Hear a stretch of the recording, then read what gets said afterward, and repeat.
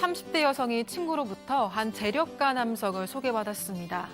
운영하는 주유소만 3개, 거기다가 고급 아파트에 살고 있다고 했는데요. 두 사람은 남성의 적극적인 대시로 사귀게 됐습니다. 그런데 이 남성, 사귄 지 얼마 되지 않아서 폭력적인 모습을 드러내기 시작했습니다. 저를 저희 집에서 제 목을 이렇게 탁 잡더니 저를 방으로 끌고 들어가서 장롱에다가 제 머리를 이렇게 세게 부딪히고 바닥으로 내팽개 쳐가지고 발로 밟고 막 이렇게 했거든요. 결국 여성은 결별을 선언했고 폭행 사건으로 신고까지 했는데요. 남성은 처벌 불원서를 써달라 금괴가 들어있는 50억 원 상당의 개인 금고를 넘겨주겠다며 만남을 요청했습니다. 남성의 끈질긴 요구에 두 사람은 만나게 되는데요. 그날 납치를 당하고 열흘 넘게 감금, 폭행까지 당했습니다. 결국 여성은 남성을 고소했는데요. 이 사건 어떤 결말을 맞았을까요? 자, 역시 제보 사건입니다. 이 제보자인 30대 여성은 최근 이 재판 결과가 나왔는데 이 가해자의 뻔뻔한 행각을 좀 더 알리고 싶다 이렇게 제보를 주셨어요. 보통 상황은 아닌 것 같아요. 네, 일단 먼저 두 사람의 시작부터 좀 짚어보겠습니다. 30대 여성이고요. 이혼을 하고 아이 셋을 키우고 있는 상황이었습니다. 이런 상황에서 지난 2021년에 친구 소개로 이 남성을 만나게 됩니다. 그런데 이 남성은 자신이 주유소만 3개를 가지고 있고 고급 아파트에 살고 있다고 소개를 합니다. 그러니까 재력가라고 어필을 했던 건데 그러면서도 여성에게 적극적으로 호감을 표시했고요. 다정다감한 모습을 보여줬습니다. 결국 사귀게 됐습니다. 그런데 만난 지 얼마 되지도 않아서 갑자기 밤 10시인데 나 장인 장모님 뵈러 가야겠다면서 집으로 인사 가자고 이렇게 나온 겁니다. 밤 10시에. 예, 너무 늦은 시간이라면서 거절을 했는데 막무가내로 그렇게 집에 찾아가서 실제로 인사를 했습니다. 그리고 은근슬쩍 그 일 이후부터 제보자 집에 얹혀 살기 시작을 합니다. 왜 너네 집 놔두고 여기 사냐 이렇게 물어봐도 너 그럼 내가 여기 있는 거 싫어? 라고 따지고 들면서 슬쩍 넘어가곤 했다고 합니다. 고급 아파트 그리고 뭐 주유소가 몇 개. 그런데 정작 이 피해자 집에 눌러 앉는다. 예. 더 이해하기가 어렵죠. 게다가 얼마 지나지 않아서 본색이라고 해야겠네요. 폭력적인 성향을 드러내기 시작했습니다. 먼저 나왔던 건 어떤 거냐면 아이들이 있었을 거 아이가 셋이나 있으니까 같이 예. 밥을 먹는데 밥 먹는데 뭐 예의 바르지 못하다고 해서 아이들을 나무라고 회초리를 들었다는 겁니다. 뭐 결혼한 사이도 아닌데 심지어 아예 애들 버릇없어 찌개를 머리에 부어버리고 싶다 이런 얘기를 하니까 이 여성 입장에서는 아니 당신 같은 사람을 아빠로 삼고 싶지 않다. 아이들에게 만들어주고 싶지 않다. 헤어지자고 했더니 갑자기 뭐 돌변하면서 목을 조르고 벽에 밀어붙이고 발로 이렇게 폭행을 하는 그런 행동이 있었고요. 여성이 경찰에 신고해서 두 사람은 결별을 했습니다. 일단. 자, 일단 결별을 하고 지금 그 뒤로도 쭉 결별한 상태였으면 저희가 다루지 않았을 거 아니에요. 그렇죠. 전 남친이 된 거죠. 근데도 집요하게 문자라든지 전화로 연락을 계속 해왔던 걸로 지금 보입니다. 지금 처벌 불원서 같은 걸 좀 써달라고 합니다. 그 써달라고 하는 이 중에 자기 개인 금고에 50억 원 정도가 있다. 또 금괴 정도가 있으니까 사죄의 의미로 자기가 이걸 줄 테니까 처벌 불원서를 써달라고 하고 아까는 주유소. 네, 여기도 금괴 관련해서 50억 원 있다고 얘기하면서 그래서 만났다고 해요. 만나가지고 뭐 처벌 불원서 얘기가 나왔으니까요. 그러니까 만났을 때도 또 달리 얘기합니다.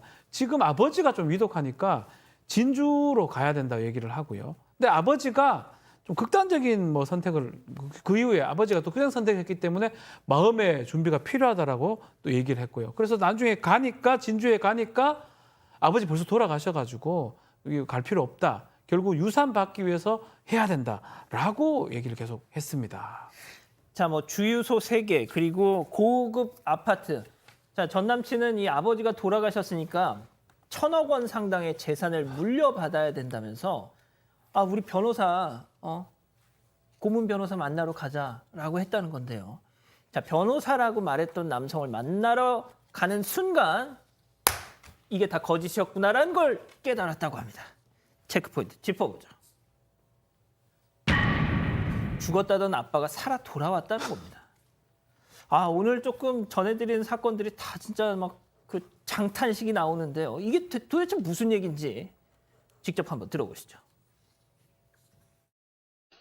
자기 아빠가 돌아가셨으니까 아버지 그 재산을 이제 물려받아야 되는데 담당 변호사를 만나기로 했다고 하더라고요. 그래갖고 식당에서 만나자 그래갖고 만났는데 걔네 아빠가 온 거예요. 아니, 아빠는 돌아가셨다면서요? 저도 놀라서 무슨 예수님도 아니고 그 사람이 같이 살아나니까 이게 뭔 상황이지 지금 거기서부터 뭔가 잘못됐구나라는 거를 느낀 거죠. 저렇게 뭔가 잘못됐다라는 걸 딱 알았을 때 다시 한번 결단을 하셨었어야 되는데. 네, 너무 깨달음이 좀 늦게 온 게 아닌가. 이게 이제 이렇게 주구장창 이어진 지가 꽤 된 것 같고요. 이게 사실은 폭력이 아까 아이들 셋인데 밥상에서 그렇게 폭행을 하고 그리고는 이제 이분 제보자에게 뭐 한 폭행은 이만저만한 폭행이 아니었어요. 예. 그래서 이제 그럼에도 불구하고 계속 왜 만나게 됐는지 그게 협박이고 무서워서 만나게 됐는지 그 대목이 좀 이해가 안 되는데요. 그래서 결국에는 제보자가 집에 가고 싶다, 집에 간다. 그렇게 이제 호소를 했는데 도망가면 죽여버리겠다. 아이들을 해코지하겠다. 전에 만난 여성이 있는데 내 말을 안 들어서 반병신으로 만들었다.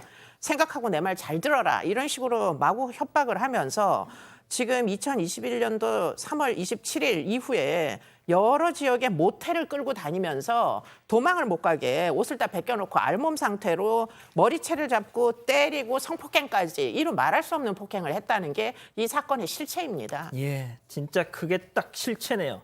자, 무려 12일 동안 방금 교수님 말씀한 그 상황 그대로 감금이 돼 있었다는 겁니다. 정말 죽을 수 있겠구나 생각을 하셨겠죠?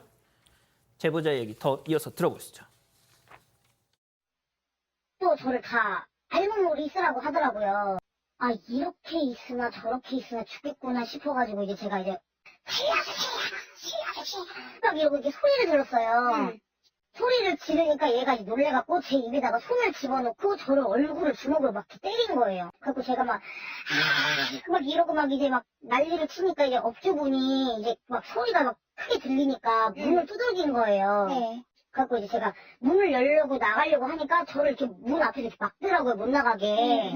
그리고 제가 진짜 있는 힘껏 팔을 내리치고 문을 열고 도망을 나간 거예요, 알몸으로. 업주분은 놀란 거지. 제가 얼굴이 완전히 피범벅이 돼 있고 살려달라고 막 달달달 떨고 있으니까. 모텔 업주들 덕분에 살았군요. 네, 맞습니다. 살아서 탈출해야겠다라는 생각에 소리를 지르면서 몸싸움이 시작이 됐는데 이걸 마침 업주가 듣고 찾아와서 방문을 두들긴 겁니다. 이 제보자는 이때 아니면 도망 못 가겠다라는 생각이 들어서 빠르게 나체로 문을 열고 도망쳤다고 했고요. 이 업주가 한쪽에 제보자를 숨겨줬고 또 경찰에 신고도 해줬습니다. 이러는 사이에 전 남친은 이 제보자의 차를 타고 도망갔는데 나중에는 이 차마저도 버리고 도망을 쳤습니다. 하지만 제보자의 신용카드를 계속 쓰고 있었기 때문에 위치가 발각이 됐고 결국 붙잡혔습니다. 일단 잡혔군요. 잡혔습니다. 잡혔고요. 고소를 했죠. 첫 번째는 중감금치상 혐의로 고소를 해서 재판에 넘겨졌어. 이 재판에서는 감금한 적 없다. 열흘 동안 여행 다녔다. 이렇게 주장했는데 받아들여질 수가 없는 상황이었지 않습니까? 지금 모텔 숙박업소의 주인도 예. 증인으로 나왔을 거고. 그렇죠. 그렇게 해서 징역 3년을 선고를 받았고 그 과정에서 있었던 성관계여도 성폭행으로 뒤이어서 고소를 해서 재판이 따로 열렸거든요. 성폭행에 대해서는 이 뭐라고 주장을 하냐면 합의한 성관계였고 갑자기 모텔 문을 열고 알몸으로 빠져나간 겁니다. 이게 말이 되겠습니까? 재판부에서 역시 받아들이지 않아서 이에 대해서는 징역 5년을 선고를 했습니다. 자, 징역 5년, 1심 징역 5년. 하지만 이런 인간들이 그렇다고 해서 반성을 하지는 않겠죠.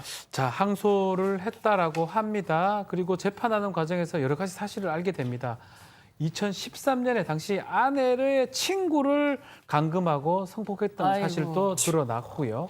2017년도는 당시 사귀었던 여성을 감금 보복폭행했던 거. 저렇다니까요. 그걸로 이제 징역을 받았던 것도 알아죠. 그거 외에도 폭력 범죄가 많았다고 합니다.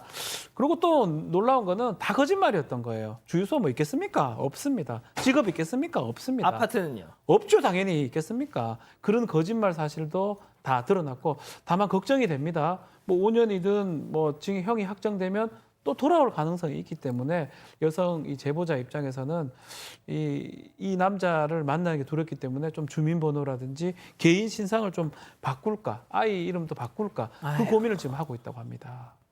알겠습니다. 일단 세 번째 사건 이렇게 정리하고요.